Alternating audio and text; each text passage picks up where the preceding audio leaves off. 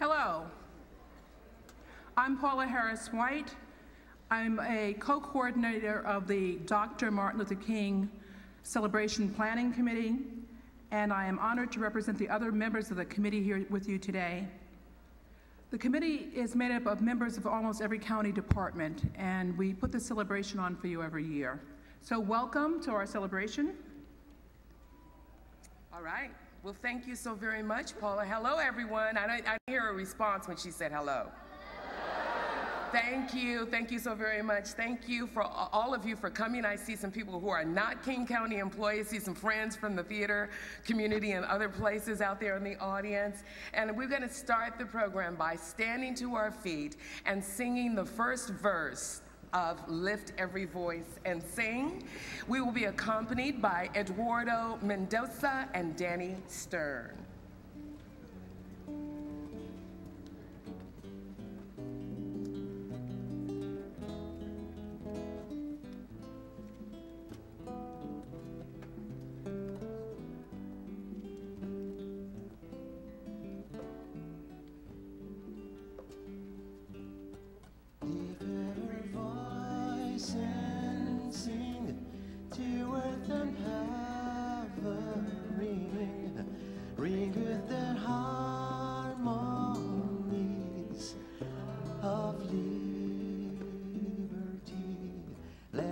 Rejoicing, rise high as the listening skies. Let us resound loud as the rolling sea. Sing a song full of the faith that the dark past our thoughts. Sing a song full of the hope that the present has brought us, facing the rising sun. Our never day begun. Let us march on to victory is won, is won.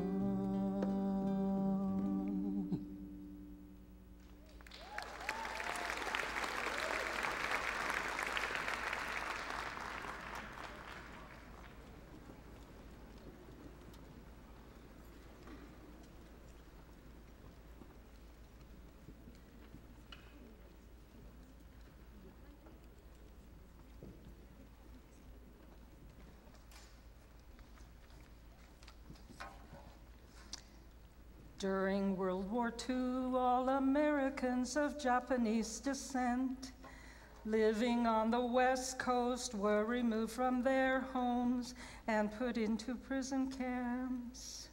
Executive Order number 9066 deprived them of their rights, although they never had been accused of any crime. 120,000 Japanese Americans. We were given 48 hours to clear out. We had already left most of our possessions behind, but Mama brought along her pottery, her silver, tea sets, heirlooms like Granny's kimonos from Japan, and one fine old set of chinas, blue and white porcelain, almost translucent. On the day we were leaving, our car was crammed with so many boxes and luggage and kids, we just had no more room. Mama had to sell her china. Secondhand dealers have been prowling the neighborhood for days, and one of them offered Mama $15 for her china. But 'tis full setting for 12 and worth at least 200. 15's my top price. Mama started to quiver.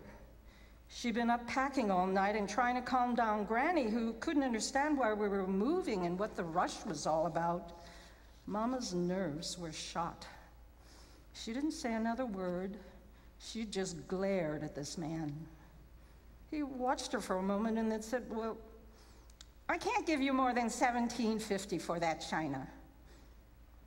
Mama walked over to the red velvet case and took out a dinner plate. She smashed it out the floor in front of the man's feet. Hey, don't do that. Those are valuable dishes. Mama took out another dinner plate and hurled it at the floor. Then another and another, never moving, never opening her mouth, just glaring at the dealer as he retreated out the door.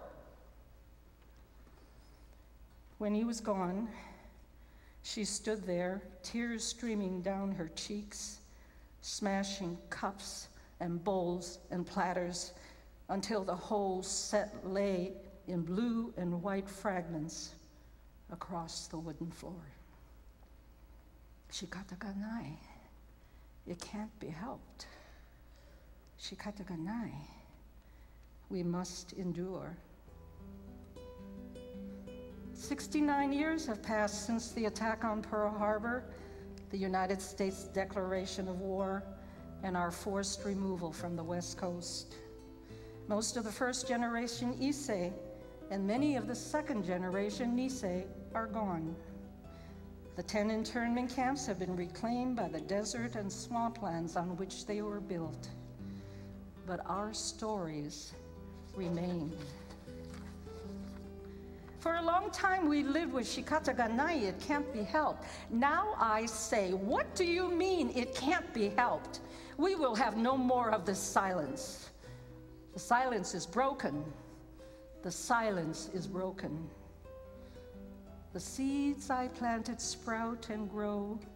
Even in this very old body, joy overflows. The bitter ordeals I have suffered one after another, I remember now without sorrow. I'm filled with grace.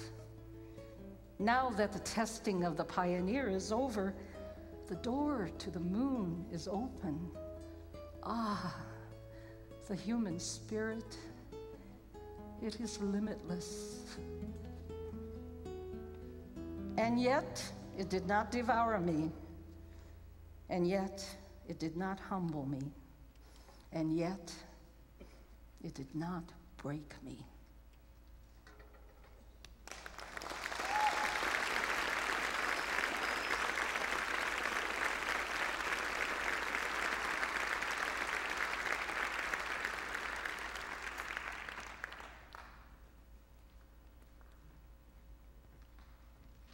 Well, thank you. That was Nikki Nojima Lewis. Let's hear it for Nikki. Thank you so very much. And I should also welcome you officially to the beautiful and historic Fifth Avenue Theater. It is so, so beautiful here. I want to acknowledge as well that you will see a performance, I am hoping, from Stormy Weber, who is responsible for putting together all of the wonderful talent that we will enjoy today. And with that, please help me in welcoming two of my favorite people in all of King County, Executive Dal Constantine and Council Chair Larry Gossett.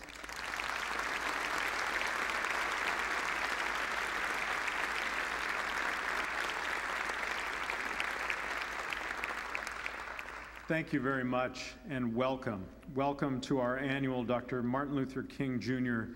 celebration. Before Larry and I begin our presentation, I want to make sure we recognized the other officials who have joined us today. First of all, our colleagues from the King County Council, Councilmember Larry Phillips, Councilmember Julia Patterson, and brand new Councilmember Joe McDermott. Will you please welcome them?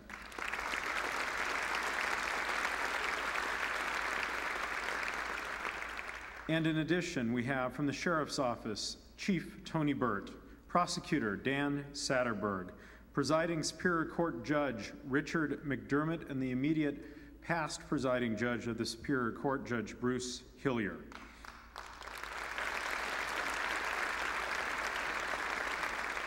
Please also join me in welcoming the Presiding Judge of the District Court, Barbara Lindy, and from the Seattle City Council, we're pleased to welcome Council members Bruce Harrell and Nick Licata.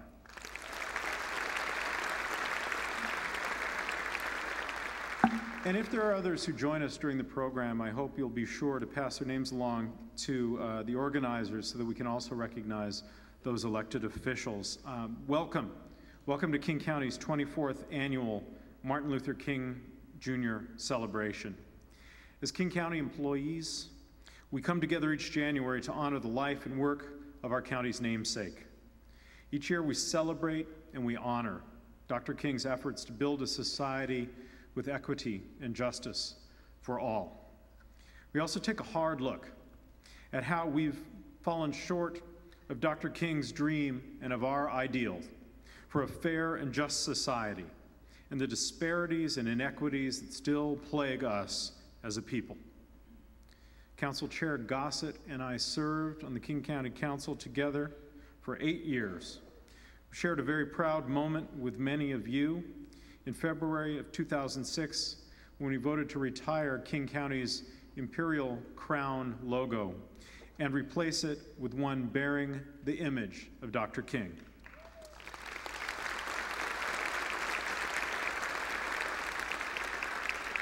In 2008, Executive Sims, our longtime friend and colleague, launched the Equity and Social Justice Initiative. Its aim to identify how King County could contribute to increasing opportunity and fairness in our community. And last year, we achieved 2 significant milestones along that path. Standing together as one King County, we have made equity and social justice a guiding principle of our work through its inclusion of the fair and just principle in the King County Strategic Plan.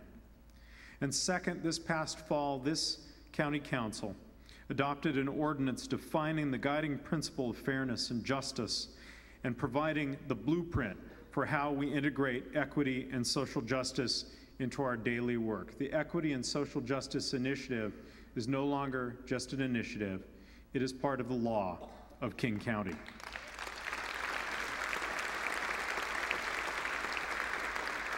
That law, that ordinance, is aimed at ensuring that we consider equity and social justice in every decision that we make as a government. It challenges us to foster an organizational culture that promotes fairness and opportunity for all and requires collaboration across our entire government. Today, we'd like to acknowledge the work that's being done in every agency and branch of King County government as we work to make Dr. King's dream a reality.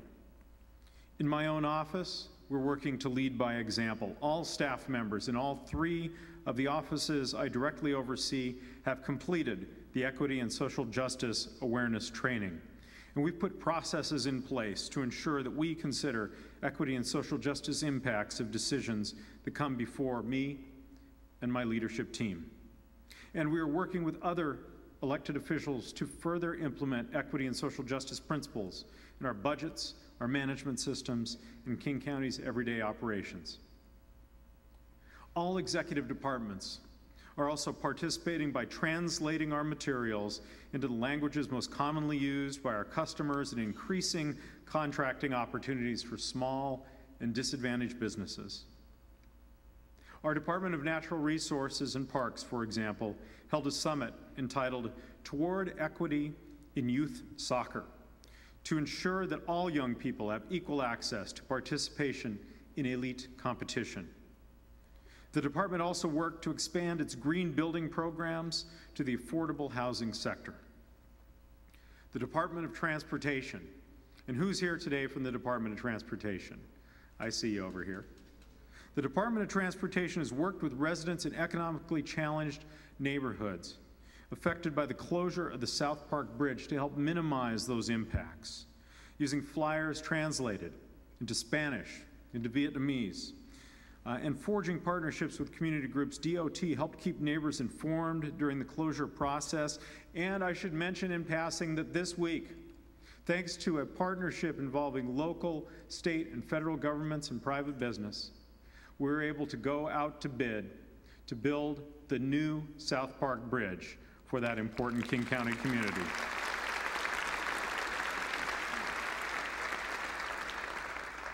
Under the leadership of Sheriff Sue Rahr, the Sheriff's Office has sponsored an outreach program providing information and assistance to Latino parents to help protect their children from the influence of gangs. And the Sheriff and her officers have hosted bilingual community meetings and are frequent guests on Spanish language radio programs, and Sheriff Rahr is working to expand this program to the Asian and East African communities. And under the leadership of Prosecuting Attorney Dan Satterberg, our prosecutor's office operates a truancy program to keep young people in school. A quality education is the single best tool for helping our children achieve success in life. And in our Superior Court, now led by Judge Richard McDermott, they've translated the forms and signage into commonly used languages and drafted Spanish language versions of our standard customer survey. And the Juvenile Court and Court Operations Divisions have also sponsored cultural competency training sessions for judicial officers and staff members. Throughout our government, working to implement equity and social justice. And I mentioned Judge Barb Lindy, the presiding judge of the District Court, who has instituted a relicensing program. It helps restore the driver's licenses of financially disadvantaged people who have had their licenses suspended due to the inability to pay fines. And why is that important? Because a valid driver's license increases employment opportunities. It helps people to provide for their families. I greatly appreciate the support of King County's elected officials and of every one of our county employees as we push forward to bring equity and social justice to all of King County.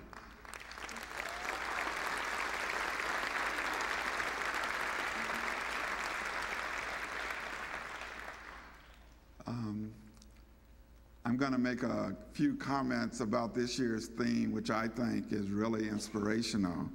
And you'll find it located, if you haven't already observed it, on the posters that you will receive on your way out this afternoon.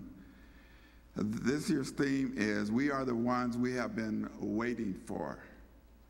This is a very important concept here in the year 2011. It was coined in a poem written by June Jordan in the mid-1980s when she was captivated and inspired by the involvement and the leadership of African women in South Africa in the campaign to end apartheid in their country.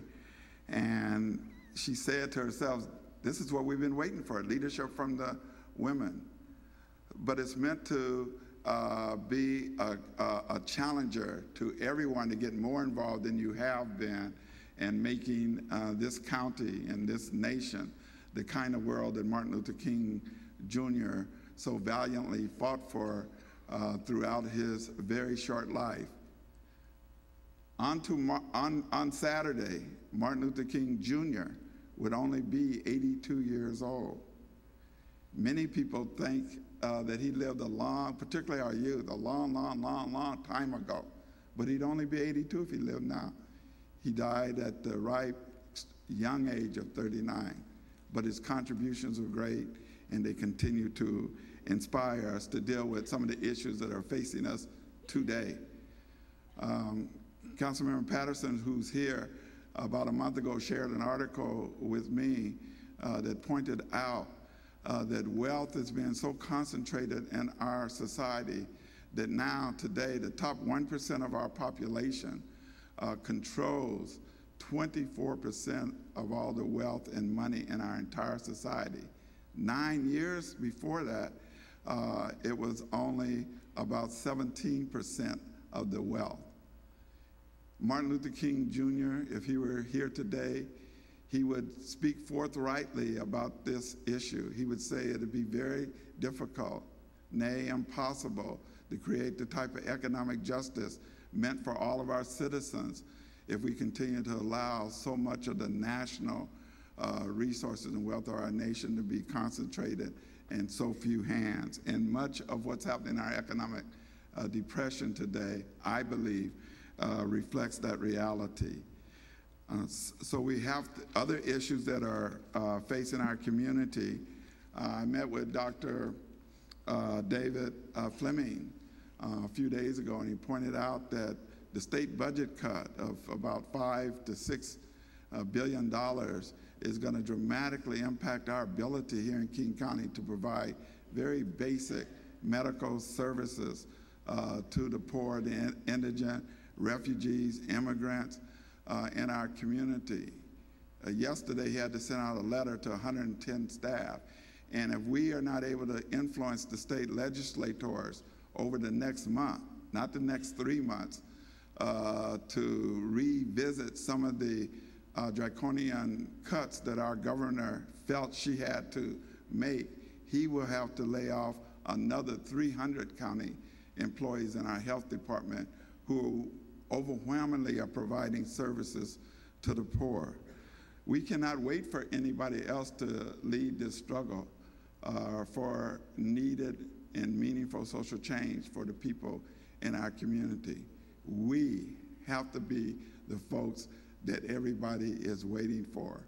And that's why it's so very important that you take to heart the theme of this year's celebration and figure out how it is that you might play a broader, deeper role in crying out to our country as Martin Luther King Jr. did. How is it that we can make our community, our nation, what it's supposed to be, what it preaches? He never tired of calling upon the Declaration of Independence, the United States Constitution, our national anthem, the Pledge of Allegiance, one nation indivisible with liberty and justice for all. He said that is the great hope of our nation. We can't wait for anybody else to do it. We have to grab the rope and move forward and figure out how we can make this community and nation better for all the people, particularly the most disadvantaged and oppressed. We can do it. The motto has been set. Let's pick up the gauntlet and run with it. Thank you very much.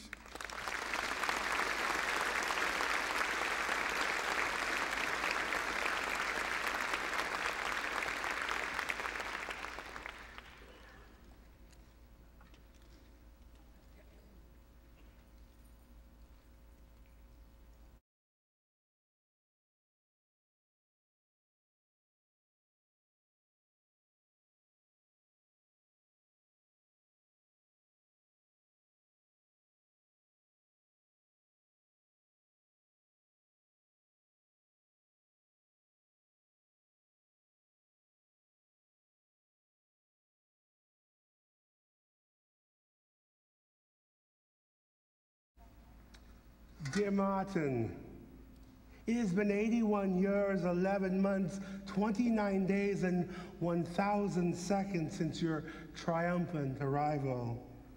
And still, I am haunted by images. The date, 1955, the setting, Selma, Alabama. I am standing between two water fountains. One is marked colored, where stained water stir and creep forth from within, and one is marked whites only, where streams of luminous waters unite and burst forth into the bright day lights. And I am thirsty and colored, yet very fair skin. Two fountains, Martin, each offering their own brand of temporal relief, neither without compromise, wounds, or scars. And still, I am haunted by images. The date, 1985, the setting, New York City. And Martin, this time I am standing between two hospitals. One is Catholic, where viruses have been assigned morals and portraits of the Pope outnumber condoms 1,000 to none. And one is public, yet underfunded and overflowing with black and brown bodies, and I am white, gay, and sick. With every breath I trip the silent switches on the bombs now bursting within my blood. Two hospitals, Martin, each masquerading bad medicine as temporary relief, neither without compromise, wounds, or scars. And again, I am haunted by more images. The date, 1995, the setting, Houston, Texas. Here I am standing between two churches, Martin. One is full gospel Pentecostal and rooted in the black tradition, a tradition in which sweet honey and bitter homophobia often flow from the same rock. And one is white and liberal, where pastors preach of a God who dwells within and loves me as I am, yet it is void of both the choir and the cross. And I am black, gay, and spiritually bankrupt. Two churches, Martin, each offering up their own brand of temporary relief, one more earthly, one more heavenly. But rest assured, neither without compromise, wounds, or scars. And yet again, Martin, well, I'm still haunted by images. The date, 2010, the setting in Seattle, Washington. Martin, here I find myself standing between two restrooms. One marked men, one marked women. My bladder is full, and I am transgender. Though my shell is female, my nature, being, and knowing are completely male. Two restrooms, Martin, both offering temporary relief, neither without compromise, wounds, or scars. Martin, it has been 42 years, 9 months, 9 days, and 1,000 seconds since your untimely departure, and still we are haunted. Haunted by addiction, haunted by illiteracy, haunted by teen pregnancy, haunted by unemployment, haunted by police brutality, and yes, Martin, even haunted by bully-sanctioned homophobia. Yet like you, Martin, we are marching on. We are marching on against addiction, marching on against illiteracy, marching on against teen pregnancy, marching on against unemployment, marching on against police brutality, marching on against pulpit-sanctioned homophobia. You see, Martin, we ain't waiting for you no more. You rest well up there, baby.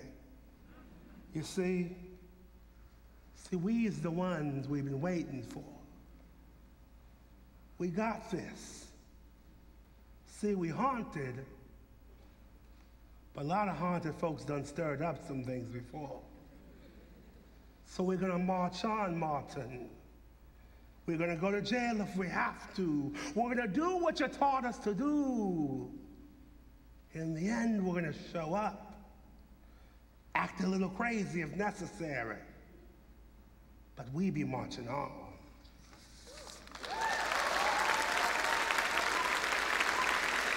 Chad Gawler Sojourner. Woo! Nobody says Martin like that. He is my BF, my favorite Facebook friend. Absolutely. We are in for another treat, and every year promises to enlighten us with our keynote, and this year is absolutely no different, because our guest speaker today brings attention to the insidious and harmful impacts of racism on the well-being and the health of our entire nation. She invites us all to move to a deeper level of conversation and action, both as individuals and as members of institutions, so that every child in King County and throughout the entire nation can develop to his or her full potential. Please join me in welcoming our very special guest, Dr. Kamara Phyllis Jones.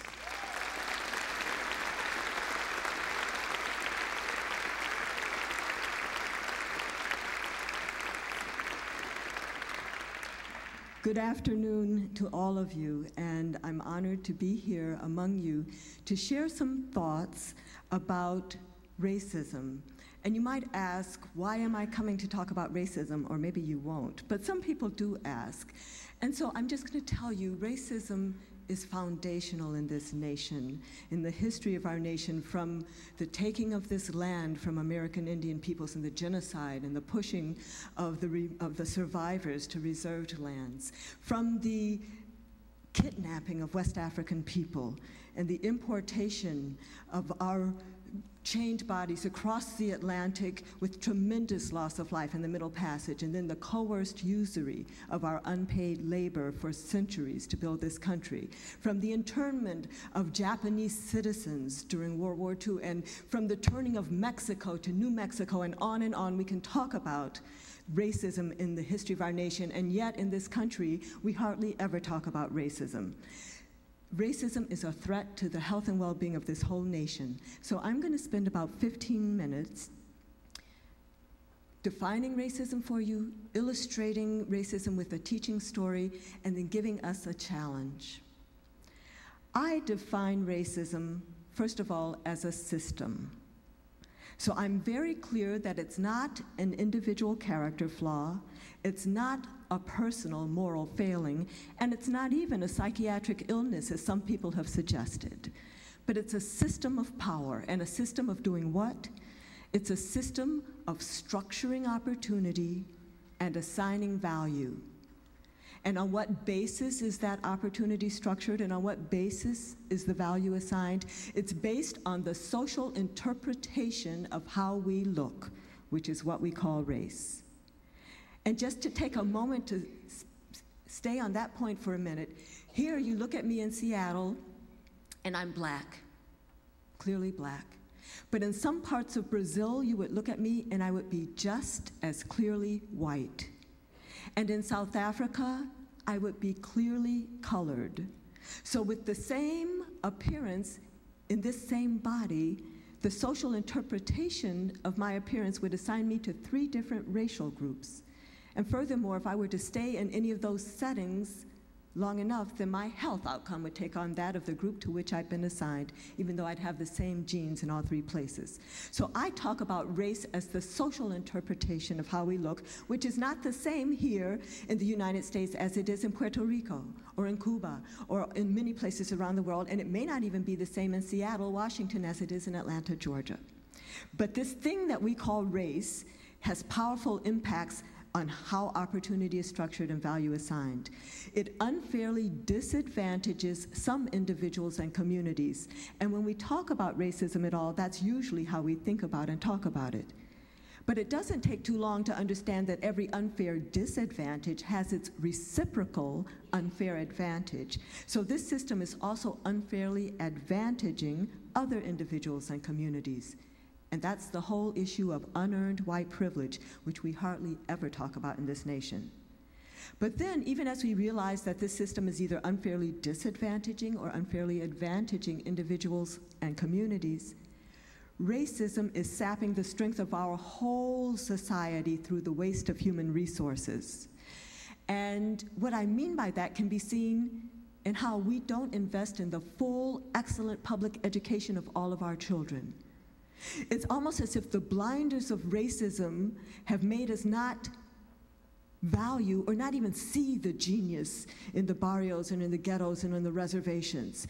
It's almost as if this nation has decided we can live very well, thank you, without those children. They are dispensable. But imagine if we were to invest in the full, excellent public education of all of our children. We would be doing so much better as a nation or even a world, and sometimes I think we would already be up on Mars farming if that were a good thing to do, if we were to invest in all of that genius. The way that racism saps the strength of our whole nation is also seen in how we are complacent at the wholesale warehousing disproportionately of so many of our black and brown men in our prison system. And if you know folks in the prison system, you know there are a lot of geniuses up in there, which if they had only had some other way, could be contributing. We don't understand this as a loss of human potential.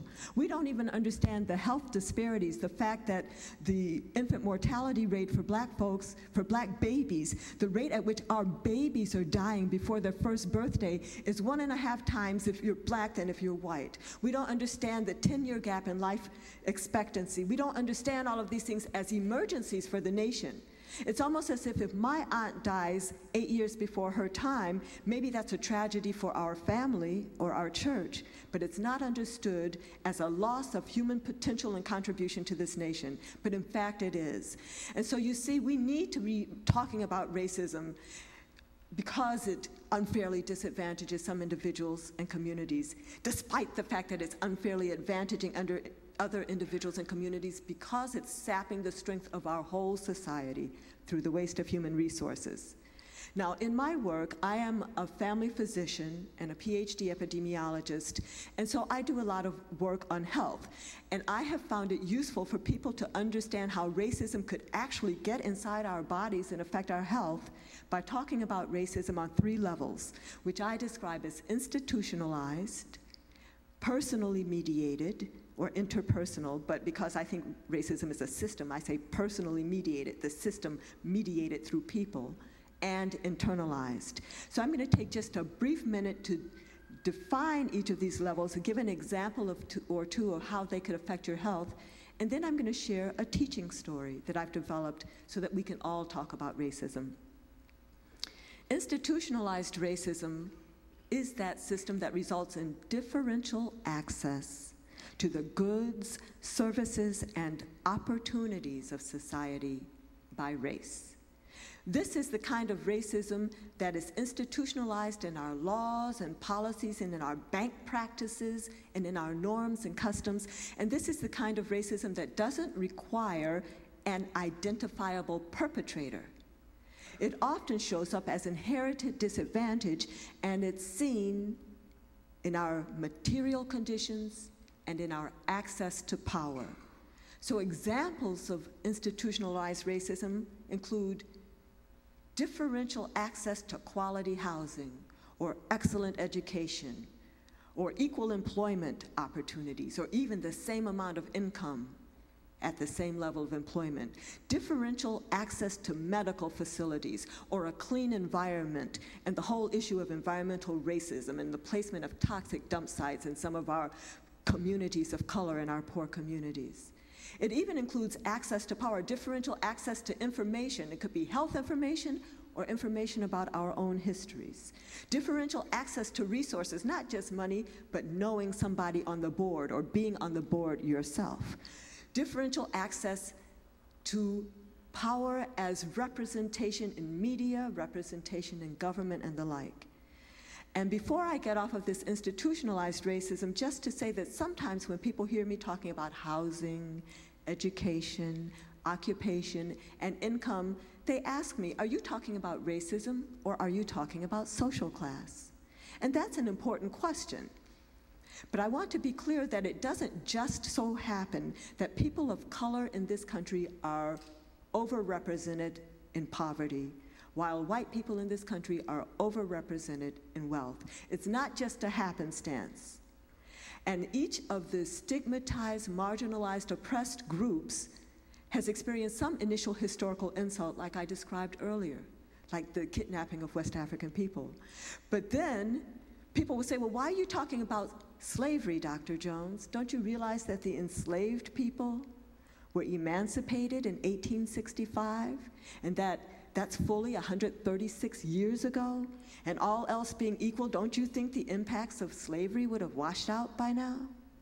But the key phrase there is all else being equal. And all else has not been equal since 1865, and all else still is not equal today. And there are what I describe as present-day, contemporary structural factors that perpetuate that initial historical insult. And these contemporary structural factors are part of institutionalized racism. An example would be how we fund public schools based on local property taxes in so many parts of our nation still.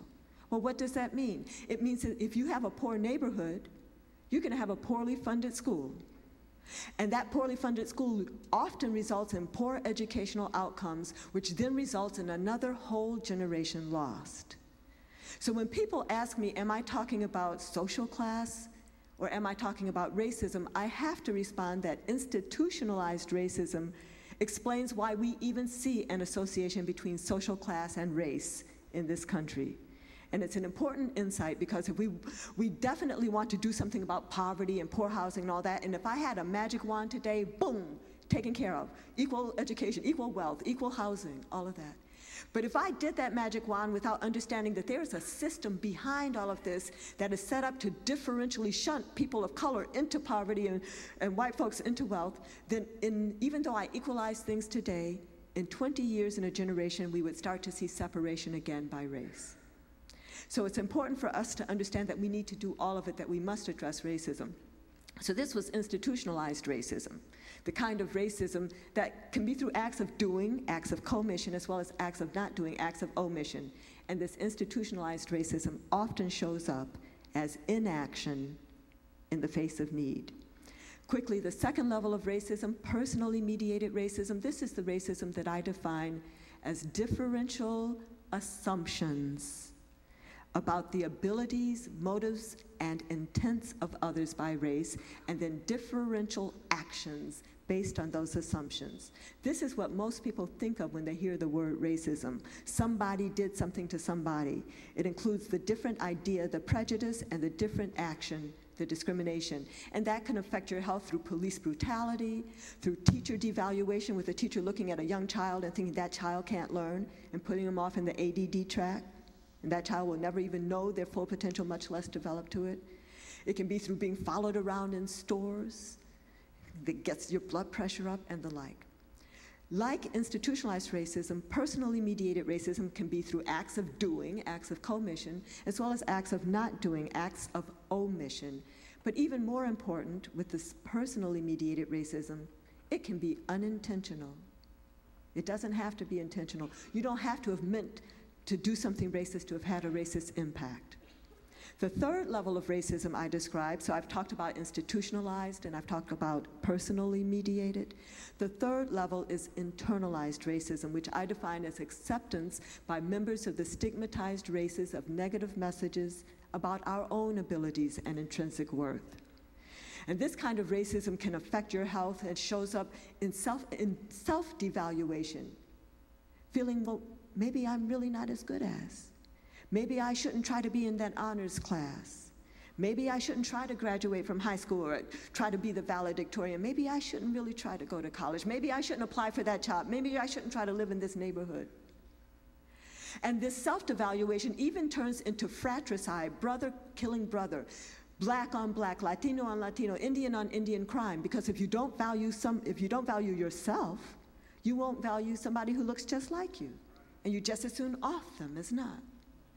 This internalized racism also shows up in what I call the white man's ice is colder syndrome. Now, that phraseology came from my parents' generation, and what it meant then and what it still means today for some of us is, say that you're black and you need a lawyer. You may go out of your way to look for a white lawyer over a black lawyer.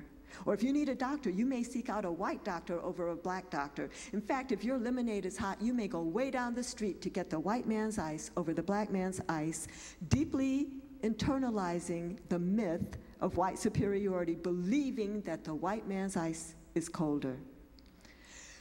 Internalized racism shows up as resignation, helplessness, hopelessness, and it even leads us not to register to vote, or not even voting if you are registered. It's about accepting the limitations to our own full humanity of the box into which we've been placed. And young people in this audience, I don't want to hear any of you all talking about, kidding one of your friends who's trying to be the top student in the school and saying, oh, well, so-and-so is trying to be white. Because I have to tell you, white people have not claimed exclusive access to excellence. We can all aspire to excellence.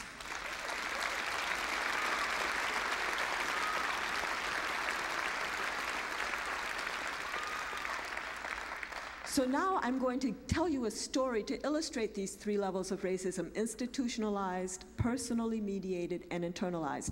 Now, I do a lot of storytelling, and all of my stories have been stimulated by something I've seen with my own real eyes. So first, I'm going to tell you the situation that I saw with my eyes, and then I'm going to make it a story about racism.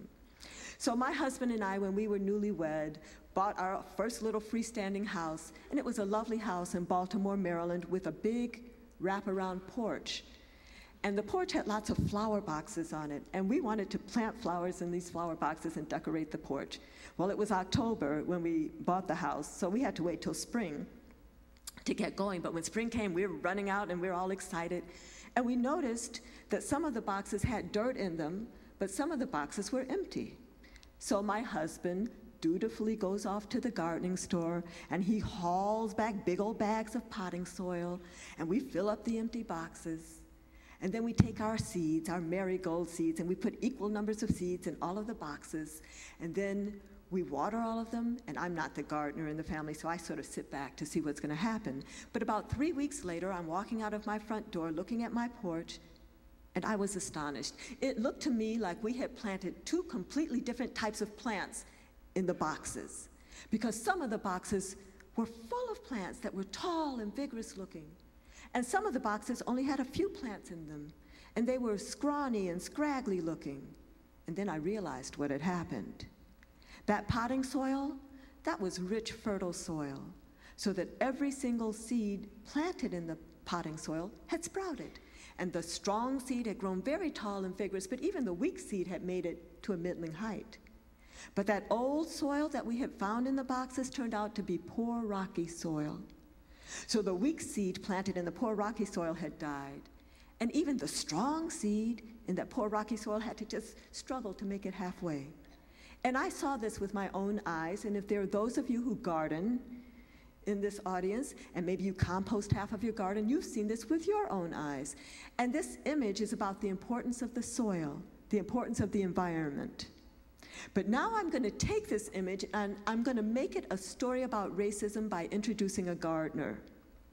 So now we have a gardener, and she has two flower boxes, one which she knows to have poor rocky soil, and one which she knows to have rich, fertile soil. And she has seed for the same kind of flowers, except some of the seed is going to produce pink blossoms, and some of the seed is going to produce red blossoms. And this gardener prefers red over pink. So what does she do? She puts the red seed in the rich, fertile soil and the pink seed in the poor, rocky soil. And 3 weeks later, she sees in her flower boxes what I saw in mine. In the rich, fertile soil, all of the red seed has sprouted. The strong seed is tall and vigorous. The weak seed has made it at least halfway up. In the poor, rocky soil, the weak pink seed has died. Here comes the strong pink seed trying to make it. And then those flowers go to seed. And the next year, the same thing happens. And then those flowers go to seed. And year after year after year, the same thing happens.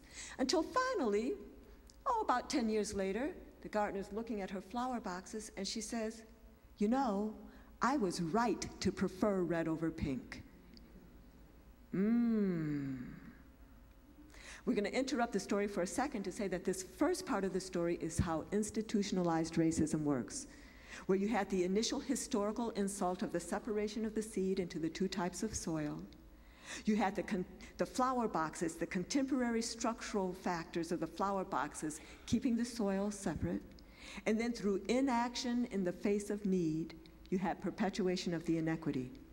But now let's pick the story back up and say, okay, well, where is personally mediated racism in the garden? Well, the gardener's looking at the red flowers, loving red, thinking they're just glorious. And she looks over at the pink flowers and she thinks to herself, those flowers sure are scrawny and scraggly. So she plucks off the pink blossoms before they can even go to seed. Or she might notice that a pink seed has blown into the rich, fertile soil, so she plucks it out before it can establish itself, which is some of the anti-affirmative action stuff that goes on. And where would internalized racism be in the garden? Well, the red flowers are doing well and enjoying being red and actually probably not understanding that they're benefiting from enriched soil. The pink flowers are looking at red, just wanting to be red with all of their hearts. And here come the bees who are collecting nectar, but they're pollinating at the same time. So here comes a bee into one of the pink flowers and bzzz into another pink flower and bzzz to this other pink flower who says, "Get away from me, bee. Don't bring me any of that pink pollen. I prefer the red," because the pink flower has internalized that red is better than pink. So the question now is, what do we do to set things right in the garden? Well, maybe we can start with the internalized racism. So we can go over to the pink flowers and we can say, "Pink is beautiful, power to the pink." And that's an important intervention. Don't get me wrong, that's an important intervention. But if that's all we do, that's not going to change the situation in which they find themselves. So you say, okay, well, let's deal with the personally mediated racism. Let's go have a conversation with the gardener. Or better yet, let's have a workplace multicultural workshop for the gardener, which is good. It's a good intervention. So we do. So we have our little workshop, and in the workshop we say, dear gardener, would you please stop plucking those pink flowers? And maybe she will, and maybe she won't. But even if she does stop plucking the pink flowers, it's still not going to change the situation in which they find themselves. I think that if we want to set things right in this garden, we have to address the institutionalized racism, which means that we have to either break down the boxes and mix up the soil, or if you want to keep separate boxes too, that's okay, although it makes it easier going forward to continue to segregate resources. But if you have separate boxes, it means you're going to have to enrich that poor rocky soil until it's as rich as the rich fertile soil. And when you do that, the pink flowers will flourish. They'll be looking beautiful, grand, and glorious. And sometimes I think about the fact that they've been selected over generations for strength and survival. So sometimes I think maybe well, we won't go there. But anyway, so you have the flowers looking equally beautiful. So now you have the flowers looking equally beautiful, you will have also addressed the internalized racism. Because pink will no longer be looking over at red, wanting to be red or thinking that red is better.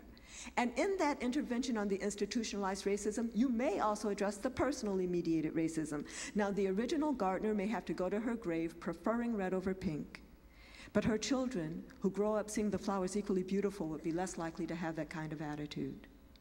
So this story has been to illustrate these three levels of racism: institutionalized, personally mediated, and internalized, and to very strongly suggest that if we want to set things right in the garden, we have to at least address the institutionalized racism. Good to address all the levels at the same time, but we have to at least address the institutionalized racism, and when we do, the other levels may take care of themselves. Before I leave this story, there's one more question that we haven't asked yet, and that is, who is the gardener? After all, the gardener is the one that I gave the power to decide, the power to act or agency, and control of resources. And these, to me, are the elements of self-determination. Now, clearly, government is part of that gardener, as are maybe the rich people behind government, maybe foundations. Communities can be part of the gardener to the extent that they have self-determination. But whoever that gardener is, it is dangerous when the gardener is allied with only one group. In a little picture I make of it, I paint the gardener red. That's why she prefers red over pink. And it's equally dangerous when the gardener is not concerned with equity, when the gardener can look at her flower boxes and think that her garden is beautiful because she's not even counting the pink flower box as part of her garden. And so our challenge really is to do something about the gardener, to make the gardener either polka dotted or striped or fuchsia, or maybe pink has to grow or recruit their own gardener. Lots of places we can take this story, and I commend it to you all to take this story and tell somebody tonight what you heard about this, about racism and how we can understand it using this gardener's tale. Now I have just about a half second more, and I wanted to ask you all a question. How many of you knew that there was an anti-racism treaty that's an international treaty? Anybody in here ever hear of an anti-racism international treaty? There is. There's an international treaty called the International Convention on the Elimination of All Forms of Racial Discrimination. ICERD, I-C-E-R-D. If you go to a computer and you Google ICERD, you'll pull it up. Now, this treaty was actually passed by the United Nations General Assembly in 1965, but of course the UN General Assembly can't just pass a treaty and everybody has to abide by it. You know, a country has to sign it, right? So do you think the US has signed this treaty? Guess what? Yes. Yes. The US signed the treaty in 1966. But wait, okay, so you can sign a treaty, but it doesn't really go into force until the Senate ratifies the treaty. So do you think the US Senate has ratified this treaty? Yes, yes, 28 years later, in 1994, but they did. Do you know what that means? It means that the United States has international treaty obligations. First of all, to do right by the provisions of the treaty, this anti-racism treaty, and also to submit regular reports to a committee at the UN. So the reports are supposed to go every 2 years, but we're allowed to bundle ours into 6-year groups. So we submitted our second report in 2007. Now, we don't just send a report to the committee. You know, the we is the State Department, by the way. So this is no mystery. You can go to the State Department website and see the report that we submitted, right? So the committee gets it, and then they read it, and then they respond with concluding observations.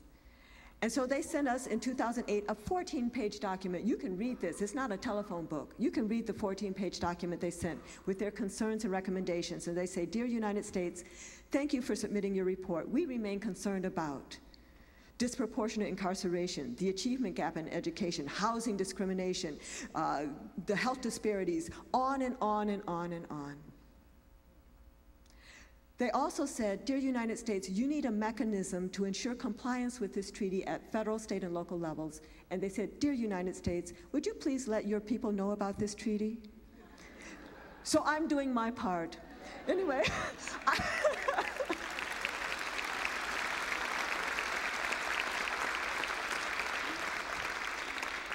I highly recommend that you look this up. And you can go to the UN website, www.un.org. You can look at all of this and use this as an organizing tool to educate yourself, first of all, about this and where we're going. So finally, I have one quick image, another story to end, or am I out? Huh? Go? Quick, quick, quick. Okay. This is a quick story. No. Okay, gotta go. Bye. Thank you.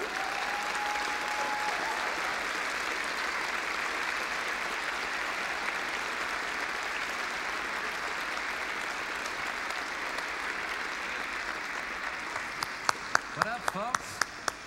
Yo, what up, folks? How you feeling? Big ups to our auntie over here. Woo! Yeah. All right. Uh-huh. First of all, big ups to all the pink flowers from the hood. I see you.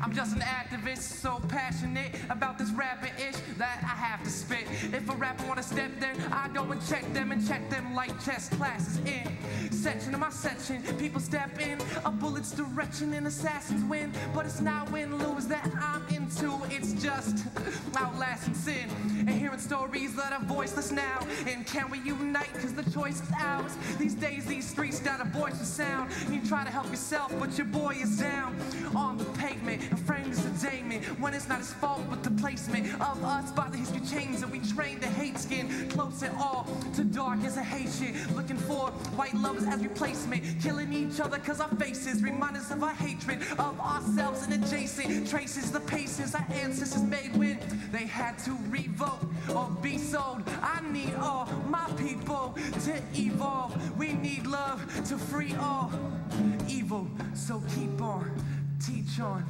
reach on for more than the stars, cause we deserve ours of the galaxy. And if the stars were my palace be, to Mars we are traveling.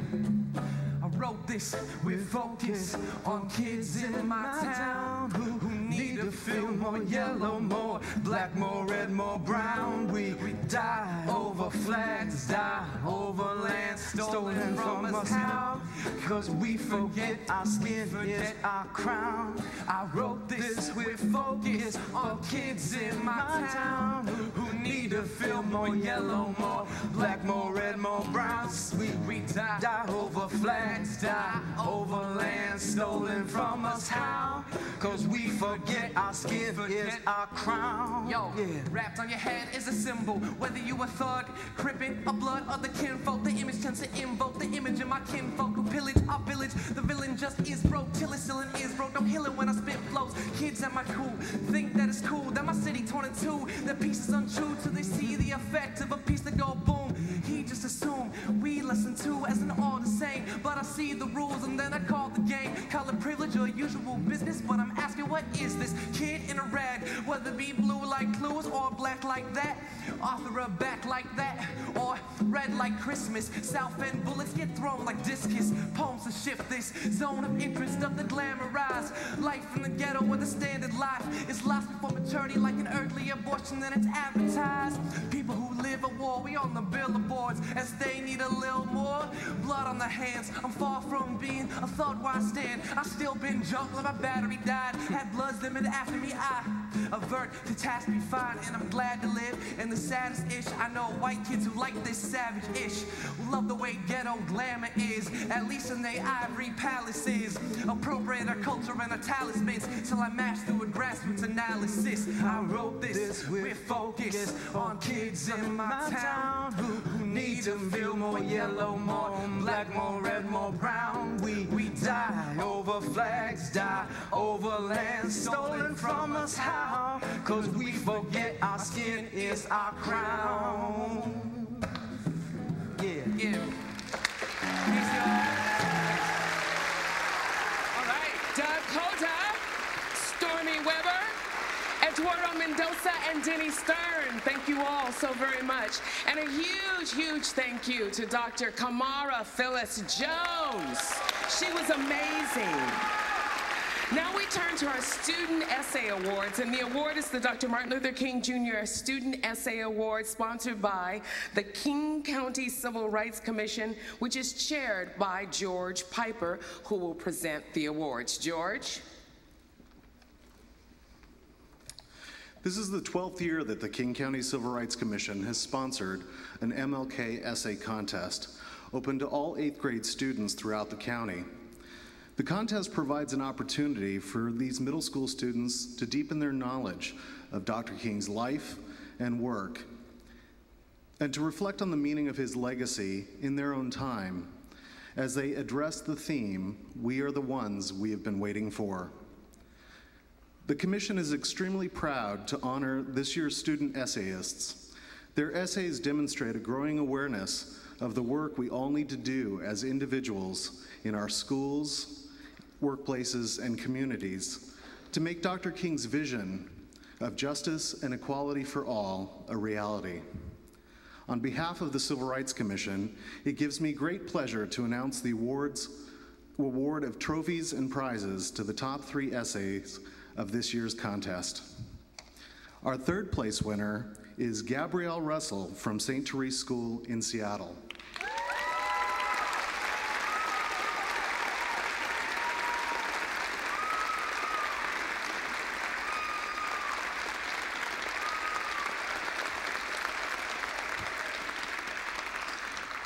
Our 2nd place winner is Eleanor French of Seattle from Lake Washington Girls Middle School.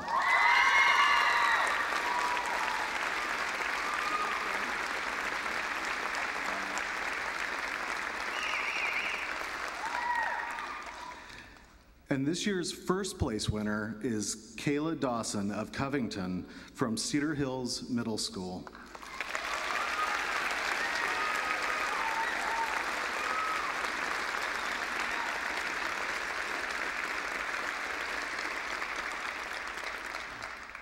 The members of the Civil Rights Commission are proud of the work that these students have done, whose essays you could read on our commission website. Would you please join us in congratulating Kayla, Eleanor, and Gabrielle, the winners of our 2010 Dr. Martin Luther King Jr. Essay Contest.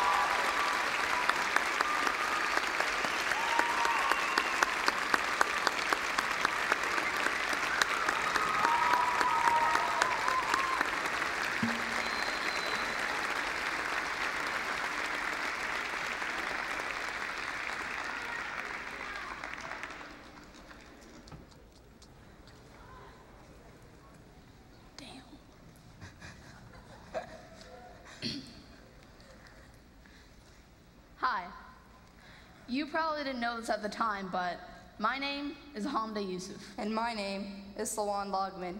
Wait, there's more. My name is Hamda Ahmed Yusuf Abdul Mohammed Hussein Mohammed Mahmoud. And my name is Sawan Ayman Luqman Mahmoud Abu Salama. And before you even say anything, stop. Because I already know that my name probably puts up more flags in an airport than a Mexican driving in Arizona. Know that the deep piercing stares are directed at my hijab and not my infectious smile. Know that I'm already judged, not for who I am, but for what I wear. And just for the record, it isn't a towel. But somewhere in all that self-pity, I was helped to realize that it really shouldn't matter how you perceive me to be. It should only matter how I perceive myself to be. Because we are the ones that we've been waiting for. And I already know that I'm Hamdi Yusuf, poet.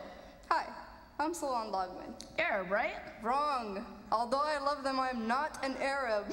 I'm Muslim, but I'm from Sudan and Ethiopia. And before I say anything else, please stop looking at my head. I know I don't wear a hijab, don't discriminate just yet. I'm just as Muslim as the next girl. I try and pray 5 times a day, and the pillars of Islam are my means to existence and life. So think twice before you say I'm not Muslim, I'm not Muslim enough, because it really hurts. That is what we are. Not Muslims or Islams, but Muslim. It's really not that hard to say. Or even bad like the media portrays, or as evil as extremists holding guns that the TV displays. It's a peaceful, self-fulfilling religion, and I couldn't ask for more. So please don't tell me what I should be doing or what I should be wearing, because I already know. Know that I am judged not for who I am, but for what I don't wear. And just for the record, I see when you stare.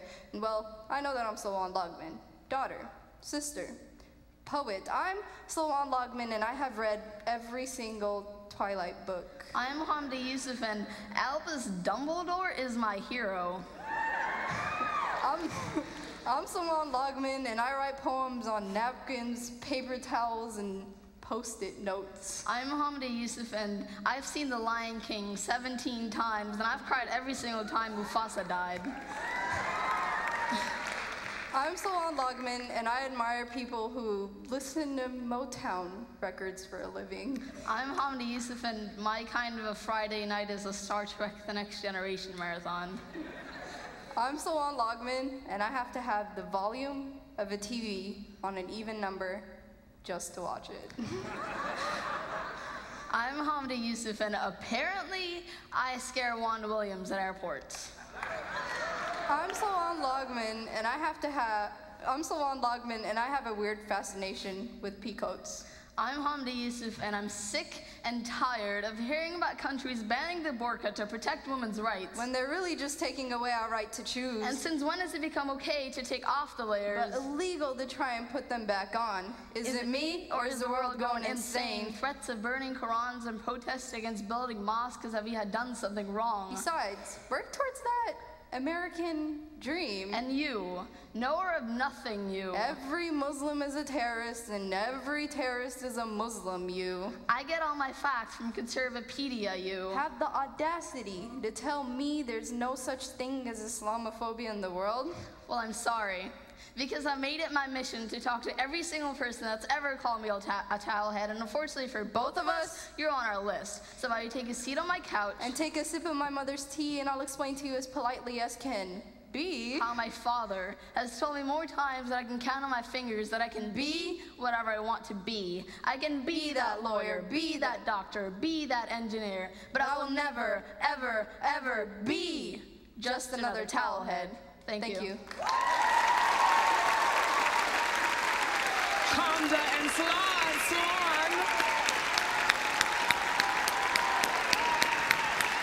We want to say congratulations. First of all, we say thank you to all of the performers. Congratulations to all of the essay winners. A very special thank you to everyone at the Fifth Avenue Theater. Thank you to Linda Burgess and Stuart Tennis for being here to provide that.